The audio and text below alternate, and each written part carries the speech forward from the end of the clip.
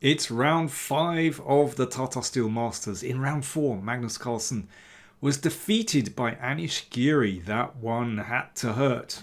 Thanks to Robert Rees for covering that game. Then there was a rest day. Carlsen had time to brood upon the loss. And here in round 5, he had white against Nodirbek Abdusattorov, the 18-year-old from Uzbekistan, who is a serious player already. Rated over 2700, World Rapid Play Champion in 2021, gold medal winner for Uzbekistan in the Olympiads in summer 2022. And Carlsen and Abdusattorov have gone toe-to-toe in many rapid and blitz games. Carlsen has not always found it easy.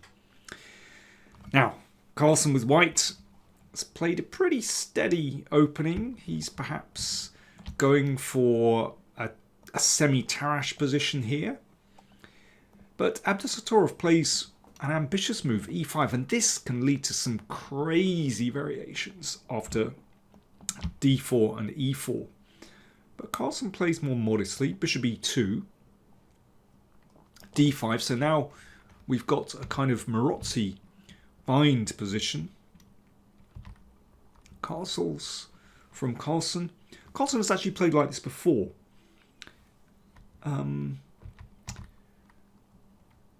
Bishop e7, and here bishop b5. I mean, this is almost, I think, a direct transposition into an opening with colours reversed, a Taimanov.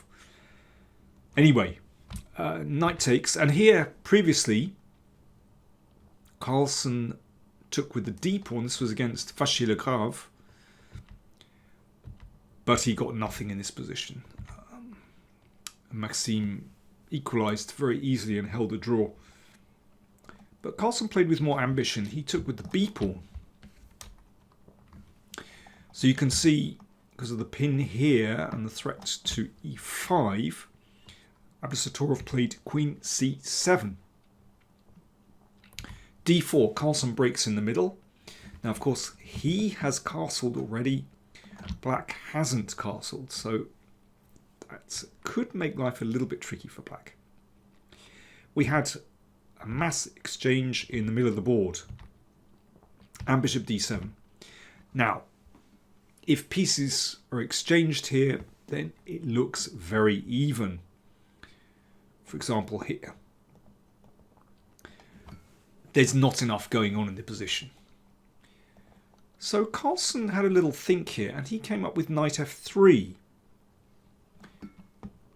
Now, if he can play the bishop to b2, then he could perhaps claim that this bishop is better than the dark squared bishop. So, for example, if castles, then bishop b2, striking at the king side, and this bishop is certainly better than the bishop on e7. Now, still difficult to prove an advantage for white, but it's an idea. So after knight f3, instead of castling, Abdusattorov played, again, a very ambitious move, actually. He played bishop f6, claiming the diagonal. And if rook b1, then castles, and I don't think black has any difficulty here at all. But in playing bishop f6, he would have been aware that Carlsen has a dangerous move available, which, of course, the world champion went for. Bishop a3, preventing white from castling on the king side. Game on. Now, really, black doesn't have much better than to take the rook in the corner. So Carlsen has sacked the exchange. He stopped the black king reaching safety on the king side. So the king really only has one option, and that's to go queen side. Tricky position. Two beautiful bishops for Carlsen. And after rook c1, there's a certain amount of pressure on the c-file with the king and queen lined up. It looks like a classic Carlsen exchange sacrifice. King b8. The king steps over and he's not bothering defending that pawn. Priority is to keep that king safe. So he allows Carlsen to swipe that pawn on g7. So now Carlsen has a bishop and a pawn for the rook. And those pawns have been split. So could be serious compensation for white. Nevertheless, black now gets counterplay down the g file. So this is what Abdusattorov is counting on. And here Carlsen had a long think. Well, by his standards, a long think.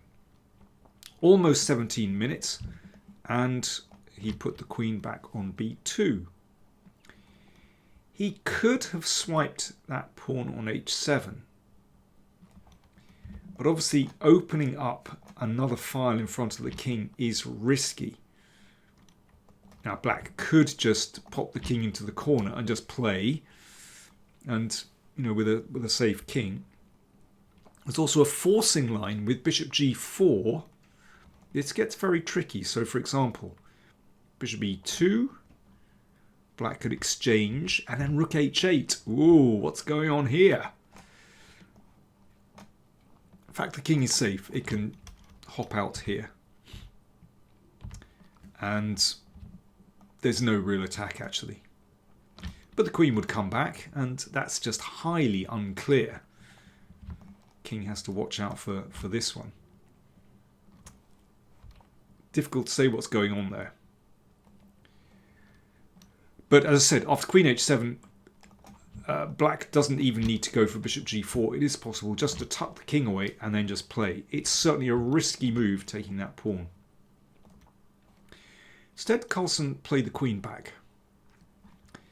But after bishop g4, black is definitely taking over the initiative. Let me show you one variation. Of course, Carlsen would like to plonk that knight on the outpost. Instead, he retreated the knight to e1. That's not a beautiful square. So what would happen after knight d4? Okay, tactics time. Here we go. Knight takes. Now, of course, it's still possible to take with the pawn, but that's certainly not ideal. If rook takes queen, knight f3, check. Pawn takes, bishop check, and mate on the back rank. And here's the really nice variation. If king f1, it's mate in a couple of moves. Rook to e1, and now a double check. And that's mate. Beautiful position. Okay, back we go. So Carlsen grovelled back with knight e1. At least it protects the pawn on g2. Now he's looking forward to the time when he can actually use these bishops. Here Abdusattorov plays in a very principled way. If you're the exchange up, it's a general rule that, well, obviously you should try and exchange pieces, but in particular, exchange off your opponent's last rook. Even though that brings the bishop to a pretty odd square, you know, it's loose, it's a very principled move. And now Carlsen falls back with the bishop. Bishop f1, that guards g2, but also protects the king. But also, I mean, that is an indication that things are not going well for white. Knight e5. Abdusattorov takes the initiative. h3. So that guards the back rank. Bishop f3. Pressure. And in any case, that bishop looks tremendous on this diagonal, even if it isn't going to live for very long on f3. Queen d4. Rook d8 hits the queen, which comes to h4. Now the bishop really is threatened, so it comes back to d5. Excellent square. It's looking in all these different directions. Queen takes h7. So Carlsen is trying to, you know, get back into this game, grabbing this pawn. And I thought, again, this is a very interesting decision from Abdusattorov now. he could grab that pawn. Not that that decides the game. But of course, it's nice to have two connected passed pawns. But instead, he plays a very principled move again. He just wants to exchange off bishops, and that will weaken the king. And then it just makes life a lot easier for black to play.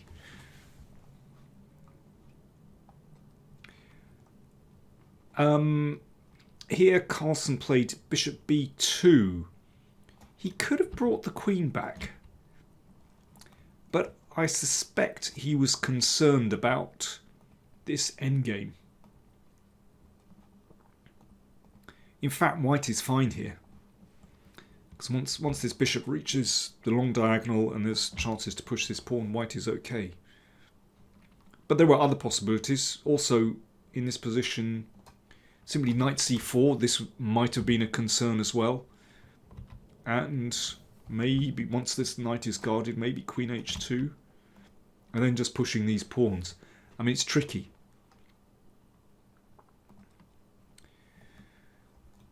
But instead, bishop b2 was played. Takes on f1. Queen c4 check. Now knight c6. So the knight was attacked and comes back to c6, where it guards that important d4 square. You know, if Carlsen could establish that bishop there, then that would be pretty good. Knight f3. The knight comes off the back rank. Of course, there was the possibility at some point to pin. Queen takes a2. Now that is a definite victory for black in taking that pawn and doing so with tempo. Bishop f6 hits the rook, which gives check. And now here, well, difficult to attack the king. So what do? You use the asset on the other side of the board. Now you've got these two connected passed pawns, and of course this is the one to push because the king is still very secure with the pawn on b7, and it can also pop out to a7 as well, so that gives protection. Knight d4. Carlsen brings the knight to this outpost. And now, nice centralization. Queen d5. That king needed a little bit of protection, so it's on a fine square. And of course it clears the way for this pawn. It guards this square. So all round, very nice move. Just in principle, it feels really chunky for black. Queen c2, Carlsen centralizes and hits that rook. So yeah, with these major pieces split, then that could be an issue. And now I really like Abdusattorov's next move. Queen d6 check. Notice there's a double attack here. If g3, then queen takes bishop. And if queen takes rook, queen takes pawn, check. That's a nice simplification. It looks fantastic for black. Carlsen played instead f4. But still, there is a problem here. And Abdusattorov, in a flash, played rook takes knight.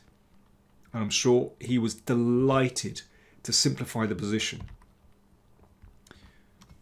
This sequence is forced. Check, g3, and queen takes d4. That was a really pragmatic decision, an excellent decision from Abdusattorov to give back the exchange, because it results in an endgame where only two results are possible. Either it's going to be a draw or Abdusattorov will win. Carlsen has 0 winning chances here. And as Carlsen himself knows very well, such situations are horrible to defend. Now, queen and pawn endgames. Notice, beautifully centralized queen, looking in all directions. So not only does it potentially assist that pawn, it also guards against white's h-pawn and also guards the king as well. So this is like the king of the castle. Beautiful position, or the king of the hill. h4. Carlsen's only chance is to push this pawn. a4. Now what's going to happen is that we're basically going to get a situation where these pawns are exchanged. Queen a2. That attacks that one. So f5 and now h5. It's inevitable what's going to happen now. It's just going to be an exchange of pawns. Queen h8. But this is a situation that, again, Abdusattorov would welcome. It's just the next stage in the endgame. It just simplifies the position again. He's still that crucial pawn up here. Queen f3. So that's a good move again, because it guards both pawns, and that allows black's king to run up the board, and eventually these checks will run out and the king can just find safety, and with these pawns defended it'll be no problem for black. King h2 guards the g pawn, check. That's an even better square for the queen. Centralization again, very important. Basically this queen just looks in all directions, and it dominates white's queen as well. King f2, and now the coast is clear for the b pawn to advance. Queen b4, king b7. Now I am absolutely sure that white is lost in this position, but with queen and pawn in games there are always technical difficulties. I know this from my own experience. They are tough to play, whether you're defending or attacking, because there are so many checks to calculate. These games can go on such a long time. They're a test of stamina and calculation, and that is not easy. However, I'm not sure about Carlsen's next move. I think he's lost. But from a practical viewpoint, I think this one is a mistake, because it really does simplify the task. I'm sure that Abdusattorov was delighted to see that move, because now he no longer has to worry about that f-pawn. And this one, I'm sure, is a theoretical win. I had this position once. Actually, it was a g-pawn, but it's basically the same position mirrored. I had this position against Michael Adams. I had to defend it, and it was horrible. My king was even in a better position, somewhere up the board, away from checks, but ultimately this is lost. There's a big difference between a knight's pawn and a rook's pawn. With a knight's pawn, that king can find shelter by the side of the pawn, and so it's almost impossible to get some kind of perpetual check here. It's very difficult to stumble into it. With a rook's pawn, that's different. With a knight's pawn, this is lost. Let's see how it happens. And you can see with the beautifully centralized queen, it's really hard for this queen to actually get any serious checks. I mean, for example, you could check here, and then with one move, no more checks, and the pawn is free to run. So little by little, black is going to creep up the board, but you just need to remain absolutely rock solid with black. And you can see again that queen does a fantastic job of guarding key squares in the position, so there are no serious checks here. King b5, the king creeps up the board, just supporting the pawn, and now the queen just changes position. This is nice. And then b3, so it means that the queen can shield the king when it comes up the board, basically. And it introduces some very nice checks into the position. And of course the queen guards the pawn on b3 as well. So some more checks. The king just runs up. The white's checks are going to run out very shortly. The queen can shield. You can see it's in a beautiful position. King d2, queen c8 check, king d1. It's a touchdown for the king. And here's a good example of why the queen is in the perfect position. If white gives a check on d7, then queen d2 check. There we go, a check. You meet a check with a check, exchanging queens, and the pawn goes through.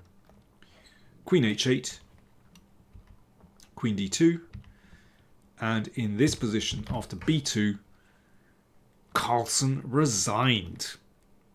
Great technique from Abdusattorov. Let's just have a look exactly why. The pawn is about to queen. So what do?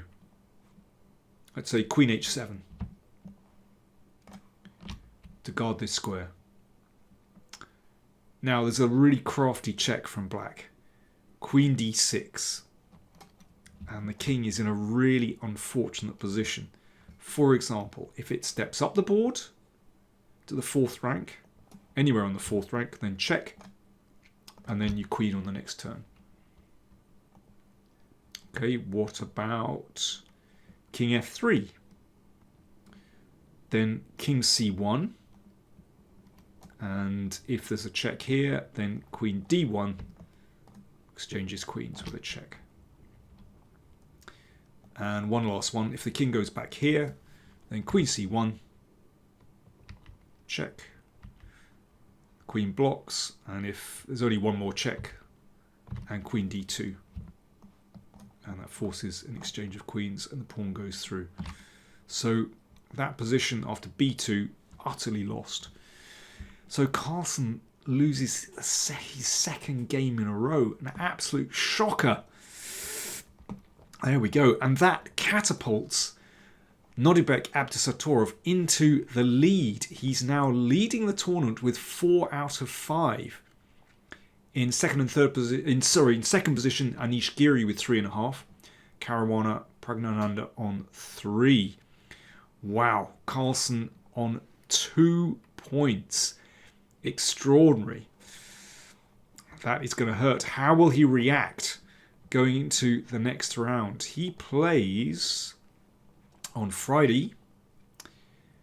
He plays Jordan van Foreest. He's one of his seconds in the World Championship match. And Carlsen has black. That's not an easy one, actually, for him. Abdusattorov plays Praggnanandhaa. Battle of the Kids. Going to be very interesting. Wow, this is shaping up to be a fantastic event as ever. Remember, if you'd like to support the channel, then do check out patreon.com/PowerPlayChess. You'll find the link somewhere down there. And, well, buy some merch as well. You can get a Queen in Siberia mug, or an Octopus Knight mug, or a t-shirt, whatever. Do check out the spring.com store. Again, you'll find links and support the channel. Thanks for watching. Bye now.